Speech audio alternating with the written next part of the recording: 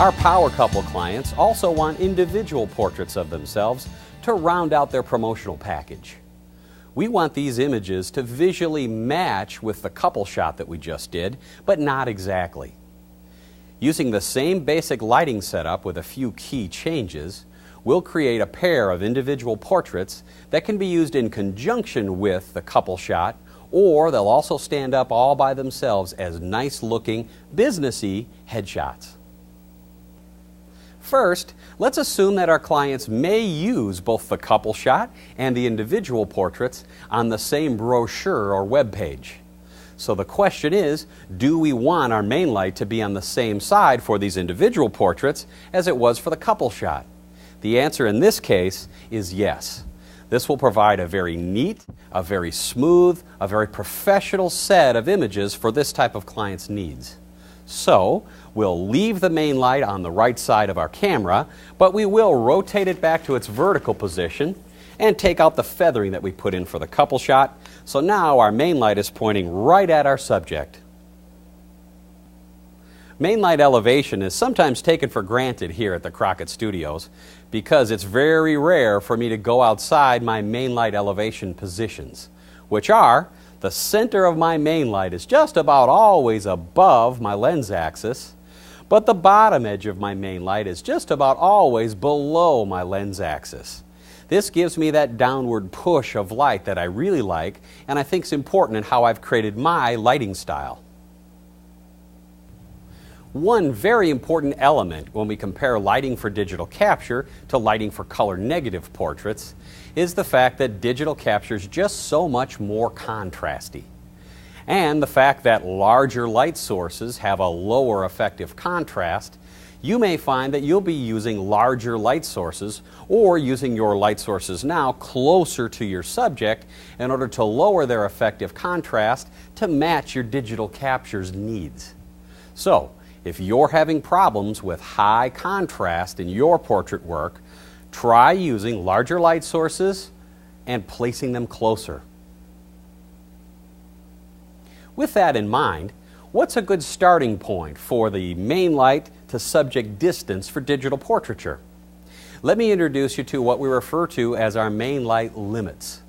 That is, the distance away that the main light can be before it starts to pick up contrast on our subject. And that limit is the maximum width of that light source. Let me give you an example. A 45-inch umbrella would have a maximum width of 45 inches, and we would place a limit on that light source of 45 inches away from its subject before it starts to give us more contrast than maybe we're comfortable with digital capture. Now remember, there's no rules here, just guidelines and a couple limits. Well, a softbox, like this one here, is 32 by 42 inches. So its maximum width is the diagonal, which is 52 inches. So the limit on a light box like this is going to be 52 inches away from our subject. Now, we like to have softer, smoother main lights with the type of work that we do, so 52 inches away with a nice softbox like this is a little too far for me.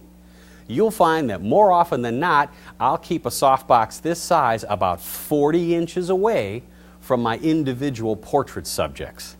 That gives me that real nice wrapping light quality that I like, and I can also boost up my overall lighting impact by using a spicy fill light. With an individual style headshot, we first want to rotate our camera to its vertical position, and we also want to select an aperture that'll give us a rather shallow depth of field. That way we can have our subject's eyes in sharp focus, and most of our subject's nose in focus, and having our depth of field start to fall off once it gets beyond our subject's ears. So for this instance, I've chosen f8.0 for my working aperture. So let's set the power of our main light to give us a normal exposure at f8.0 and take a look at what the main light's going to contribute to this shot. Next, let's blend in our punchy power fill light. We're going to place that power fill so that it's on the side opposite of the main light. Remember, females, we like it on the side opposite. And we're also going to adjust the power of that strobe so that its value is 2 stops less than our main light. So, At our subject's position, with our flash meter under the subject's chin, dome pointing into the lens, we'll adjust the power of that strobe so the meter reading pops up at F40. Here's an example image of what that fill light gives us when it's 2 stops under our working aperture. We're now ready to blend our main light and our fill light together. Let's go ahead and make a test exposure with the main and fill, and the first thing you'll notice is, you got it, it's overexposed.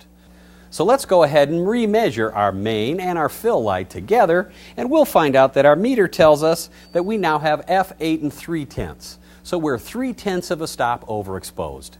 We'll reduce the power of our main and our fill together to make sure that our meter reads F80 because our working aperture is F80.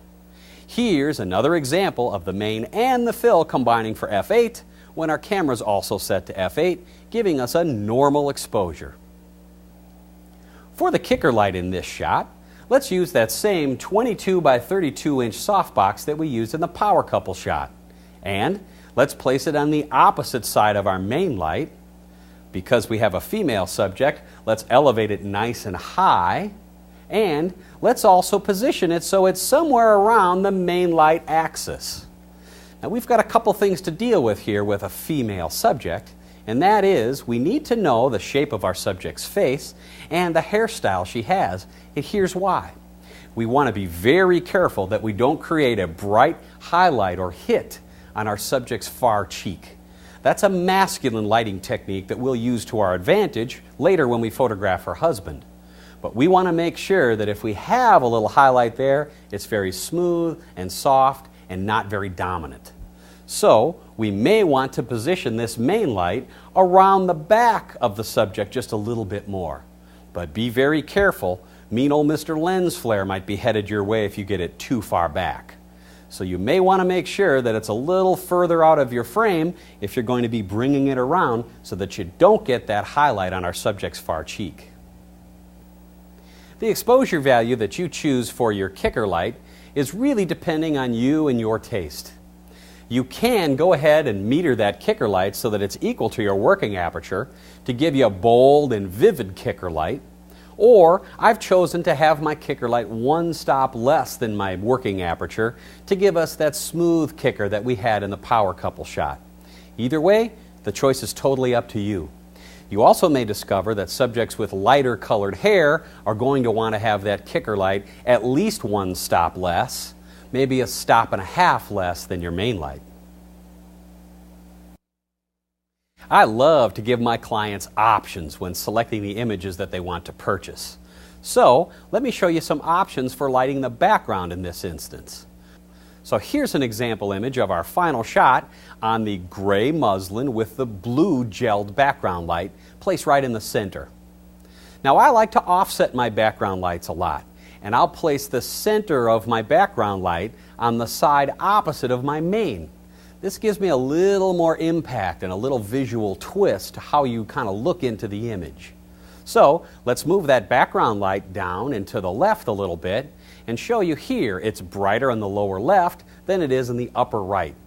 That gives us a nice dramatic kind of fade off that goes in a diagonal direction that sometimes is a little more businessy or action oriented. Now if you think that muslin is a little too busy and full of detail for this shot, why don't you go ahead and substitute a roll of gray sweep paper for it. Here's an example of our blue background light on a gray sweep paper. And a third option would be that you can remove the blue gel altogether and make your background run from white in the lower left corner to gray in the upper right corner. Once again, we've built that diagonal in our background to add a little more excitement to the image. This is going to give your client plenty of options to choose from, and all 3 of these options will visually match the power couple shot.